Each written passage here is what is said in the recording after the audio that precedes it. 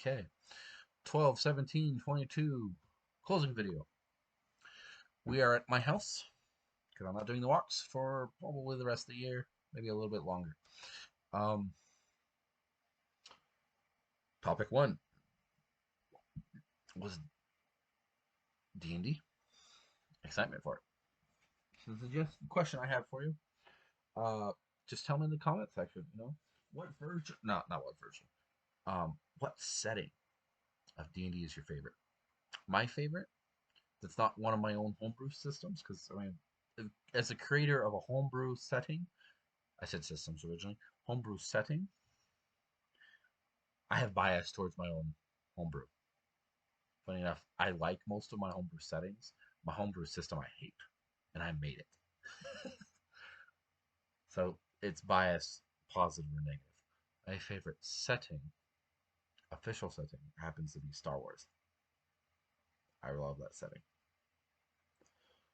Um, and most of my friends, and myself included, don't follow Disney Star Wars. So I'm more likely, depending on where we want to set the campaign, because you can set it in any era. It's great. If I'm setting it in um, after Death Star 2, I'm using my knowledge from the expanded universe stuff, and I haven't read a lot of expanded universe stuff, but I've read enough to have an idea of what to do and what to run. I mean, World Destroyer, or the what is that? The Sun Crusher is the name of that super weapon. All right.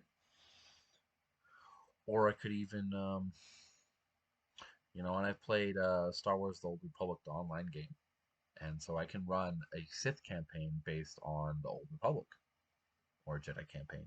Though I've only ran Sith versions, I have not ran Jedi ones. It's interesting because I'm using for these campaigns, I use the Force and Destiny, Edge of the Empire, and Age of Rebellion books, which you're force sensitive in those, which most players like to play a Jedi or Sith, a Force user.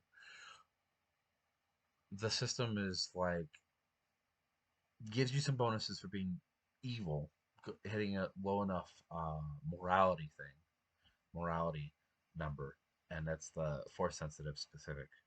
Each of those books has about generally the same core concepts, but then each of them has a different mechanic that's specific to them.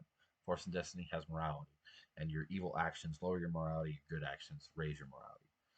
And so if your morality hits low enough, you become a dark side user, and you technically get some bonuses and some negatives. You morality hits high enough, you become a light side user. There's 2 degrees to that, right? You can because once you pass the second threshold, you get more bonuses, right, for being a light side or dark side user. Um, and then if you go below and you become a dark side user, you can go you if you can get high enough, you become a light side user again. But that's like an even higher threshold than becoming a light side user. So it's funny how it penalizes it, but I ran and I've played more dark side campaigns than I have light side campaigns. It's kind of funny. Um, so that is my favorite setting, official setting to play in is Star Wars, and I've played in 40K, Star Wars, traditional Forgotten Realms, Dungeons and Dragons. Um, I've played several different homebrews that use the 40K system. 40K system I've only played twice, 2 campaigns, and they're both not really using the full thing. We had a third one planned, but it was supposed to be rogue trader, explore the universe kind of thing, or the galaxy. And it was like, yeah, the DM who was running that, was like, there's way too much empty information about it, and it'd take me forever because I want complete profiles of where you'd be, where you're going, and all the stuff before I'd actually go anywhere. So we did an intro video where all the characters got introduced and who was going to be our captain, and I was going to play my most outrageous character to date from that time. It's going to be a security officer. And in Warhammer 40k, if you know anything about security officers, unless it's somebody important, they're allowed to just shoot whoever they want. It was going to be fun. Okay, so that was topic 1, D&D. Topic 2 was job search. So my question for that is, what do you think of my plan? Think it's a good one?